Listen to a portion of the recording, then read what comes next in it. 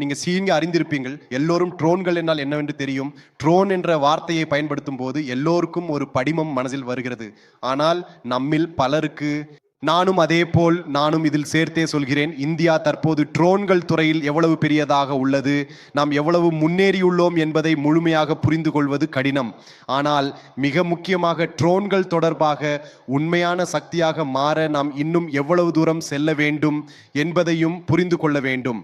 நான் line of கண்ட்ரோலில் இருந்து ஆபரேஷன் சிந்து குறித்து செய்தி வழங்கும் போது இந்திய ஸ்டார்ட் அப் நிறுவனங்கள் இந்திய இராணுவத்துடன் இணைந்து அவர்களது ட்ரோன்கள் மூலம் நேரடி போர் நடவடிக்கைகள் நடத்துவதை நான் நேரில் பார்த்தேன். அது எனக்கு மிகவும் பெருமை அளித்த தருணங்களில் ஒன்றாக இருந்தது.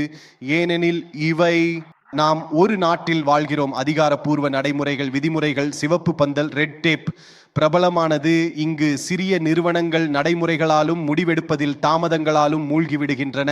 இவை குறுகிய கால அறிவிப்பில் அழைக்கப்பட்ட நிறுவனங்கள் வழக்கமாக அதை சொல்லிய பிறகு எனக்கு நினைக்கிறது, நம்ம சரியான பாடங்களை கற்றுக்கொண்டு சிந்து 2.0 என்றால் அது நிகழ்ந்தால் அதை நம்முடைய சொந்த ட்ரோன் தொழில்நுட்பத்துடன் எதிர்கொள்வதை உறுதி செய்ய வேண்டிய நேரம் இது. எப்போது மக்கள் ட்ரோன்களை பற்றி பேசுகிறார்களோ, எப்போது மக்கள் ட்ரோன்களை பற்றி குறிப்பிடுகிறார்களோ, உடனே உங்கள் மனதில் சீனா தோன்றும். ஏனெனில் ட்ரோன் தொழில்நுட்பத்தில் அவர்கள் மிகப்பெரிய சூப்பர் பவர்களில் ஒருவர். அந்த கேள்வியை நான் கேட்க போறேன். சீனாவோட ஒப்பிடும்போது நாம எங்கே நிற்கிறோம்?